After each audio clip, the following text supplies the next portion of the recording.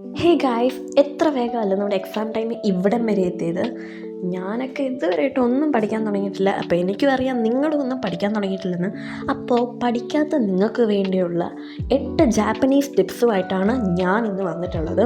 അപ്പോൾ ഈ ടിപ്സ് എനിക്ക് എന്തായാലും അറിയാം ഇത് നിങ്ങൾക്ക് വളരെ ഏറെ യൂസ്ഫുള്ളായിരിക്കും. അപ്പോൾ ഈ വീഡിയോ നിങ്ങൾ ആരും സ്കിപ്പ് ചെയ്യാതെ ഫുള്ള് കാണുക.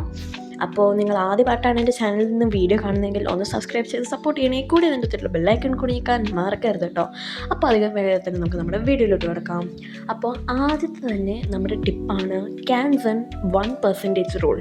ഇതെന്താണെന്ന് വെച്ചാൽ എൻ്റെ ഈ വീഡിയോ കാണുന്നത് കൂടുതലും ആവറേജ് സ്റ്റുഡൻസ് ആയിരിക്കും.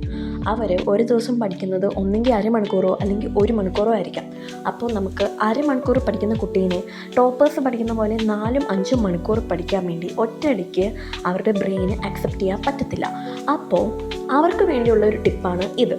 ഇവിടെ എന്താ സംഭവിക്കുന്നതെന്ന് വെച്ചാൽ നമ്മൾ ഓരോ ദിവസവും 10 മിനിറ്റ് കൂട്ടി വരിക.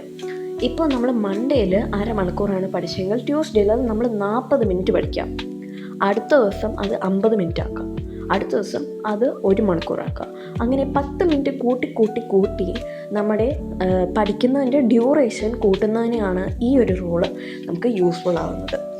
ടിപ്പ് നമ്പർ 2 ആണ് പോമഡോറോ ടെക്നിക്ക്. ഇത് എല്ലാവർക്കും അറിയാവുന്ന ഒരു ഫേമസ് ടെക്നിക്കാണ്.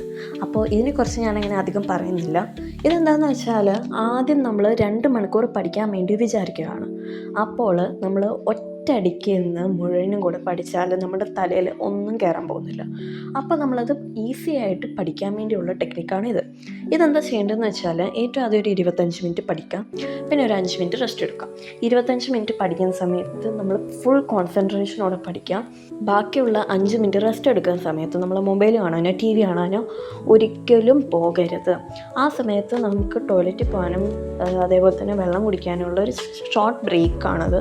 ആ സമയത്ത് നമ്മുടെ ബ്രെയിനിനെ നമ്മൾ അതിനെക്കുറിച്ച് തന്നെ നമ്മൾ ഇത്രയും നേരം പഠിച്ചതിനെക്കുറിച്ച് തന്നെ ഓർത്തിട്ട് വേണം നമ്മൾ ഈ കാര്യങ്ങളെല്ലാം ചെയ്യാൻ, അല്ലെങ്കിൽ നമ്മൾ പഠിച്ചതിനെക്കുറിച്ചുള്ളൊരു ടച്ച് പോവും. അപ്പോൾ ഈ ഒരു കാര്യം നമ്മൾ വളരെയേറെ കെയർഫുള്ളായിട്ട് തന്നെ നമ്മൾ പോകണം കേട്ടോ. ഇത് നമ്മളൊരു 4 പ്രാവശ്യം ചെയ്ത് കഴിഞ്ഞാൽ 2 മണിക്കൂർ കവറാവും. ഈ 2 മണിക്കൂർ കവറായി കഴിഞ്ഞാൽ ഒരു ലോങ് ബ്രേക്ക് എടുക്കുക. ഈ ലോങ് ബ്രേക്കിൽ 15 മിനിറ്റ് മുതൽ 20 മിനിറ്റ് വരെ നമുക്ക് റെസ്റ്റ് എടുക്കാം. ഇതിന് ശേഷം നമ്മൾ വീണ്ടും ഇതേപോലെ തന്നെ ഒരു 2 മണിക്കൂർ പഠിക്കാം.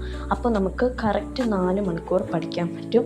പക്ഷെ എന്നാലും നമ്മൾ പറ്റുന്നത്ര അത് നമ്മൾ ലോങ് ബ്രേക്ക് എടുക്കുന്നത് 15 മിനിറ്റ് തന്നെ എടുക്കുകയാണെങ്കിൽ നമുക്ക് 4 hours പിന്നെ 15 മിനിറ്റ്സും പഠിച്ചിട്ട് നമുക്ക് കിട്ടിയാവുന്നതാണ്. അടുത്തതാണ് ദി ഫീൻമെൻസ് ടെക്നിക്ക്. ഇതിനകത്തെന്ന് വെച്ചാൽ വളരെ സിമ്പിളാണ്. നമ്മൾ പണ്ട് എല്ലാവരും ടീച്ചറും കുട്ടിയും കളിക്കാത്തവരായിട്ട് ആരുമില്ല അല്ലേ? അപ്പോൾ അത് തന്നെയാണ് ഇവിടെയും നമ്മൾ ചെയ്യേണ്ടത്. നമ്മളൊരു കൊച്ചു കുട്ടിക്ക് പഠിപ്പിക്കുന്ന പോലെ വളരെ സിമ്പിളായ ലാംഗ്വേജിൽ നമ്മൾ പഠിപ്പിക്കുന്നതായിട്ട് പ്രിറ്റൻഡ് ചെയ്യാം. അപ്പോൾ നമ്മൾ പഠിപ്പിക്കുന്ന സമയത്ത് ഏതെങ്കിലും ഒരു ഭാഗം നമുക്ക് കിട്ടാതെ പോകുന്നുണ്ടെങ്കിൽ ആ ഭാഗം നമ്മൾ വീണ്ടും റിവൈസ് ചെയ്യാം. അപ്പോൾ നമ്മൾ ആ കോൺസെപ്റ്റ് നമ്മൾ വീണ്ടും പഠിപ്പിക്കാൻ വേണ്ടി ശ്രമിക്കുക. ആ സമയത്ത് നമുക്ക് കിട്ടുന്നുണ്ടെങ്കിൽ അതിൻ്റെ അർത്ഥം നമ്മൾ ആ കോൺസെപ്റ്റ് വെച്ച് നല്ല തറവായിട്ടുണ്ടെന്നാണ് അർത്ഥം. ഇതിൻ്റെ യൂസ് എന്താണെന്ന് വെച്ചാൽ നമ്മളിങ്ങനെ പഠിപ്പിക്കുമ്പോഴത്തേക്കും ഒരു എൻ്റർടൈൻമെൻറ്റുമാണ്. അതേപോലെ തന്നെ നമ്മൾ ഇതിൻ്റെ കൂടെ പഠിക്കുകയും ചെയ്യുന്നുണ്ട്. ഒരാൾക്ക് പഠിപ്പിച്ച് കൊടുക്കുന്നത് പോലെ ആകുമ്പോഴത്തേക്കും നമ്മളും കൂടെ എൻ്റർടൈൻഡ് ആയിട്ട് പഠിക്കുമ്പോൾ നമ്മൾ എല്ലായിടത്തും കേട്ടിട്ടുണ്ട് ബ്രെയിന് എപ്പോഴും കൂളായിരിക്കുകയെന്ന്. അപ്പോൾ ഈ കൂളായിരിക്കുമ്പോഴാണ് നമ്മൾ ചെയ്യുന്ന കാര്യങ്ങൾ നമുക്ക് കൂടുതൽ കോൺസെൻട്രേഷൻ ഉണ്ടാവുക. അതുകൊണ്ടാണ് നമ്മൾ ഈ ടെക്നിക്കിൽ ഇതേപോലെ ചെയ്യുന്നത്. അടുത്തതാണ് റിവിഷൻ ആഫ്റ്റർ സ്റ്റഡിങ്. ഇതെന്താണെന്ന് വെച്ചാൽ ഇത്രയേ ഉള്ളൂ.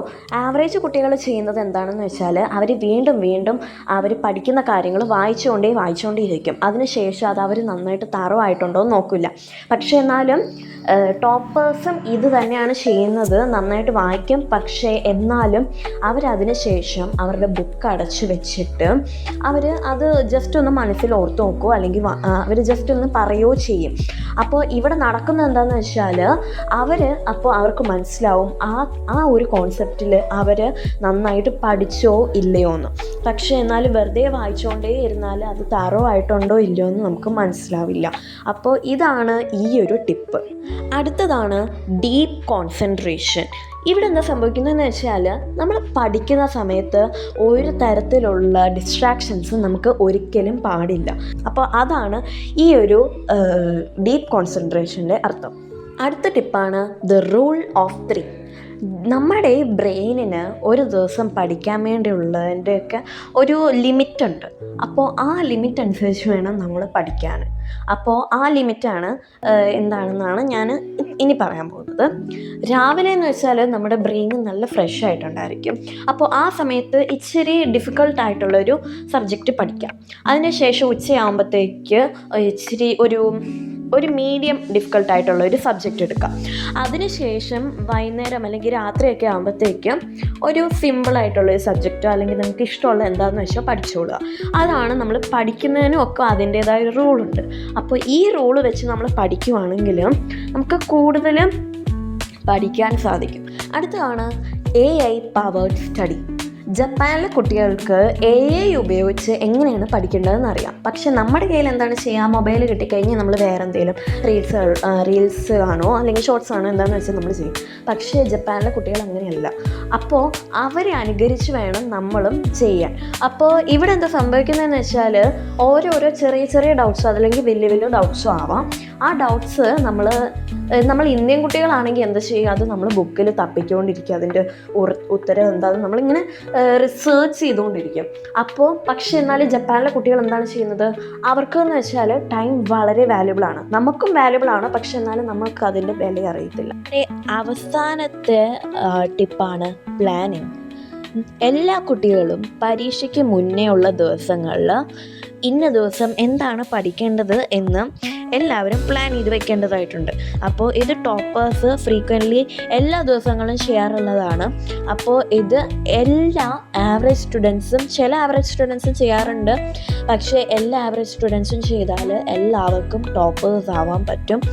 ഇത് ജാപ്പനീസ് കുട്ടികൾ ഏറ്റവും കൂടുതൽ അഡോപ്റ്റ് ചെയ്യുന്ന ഒരു ടിപ്പാണ്.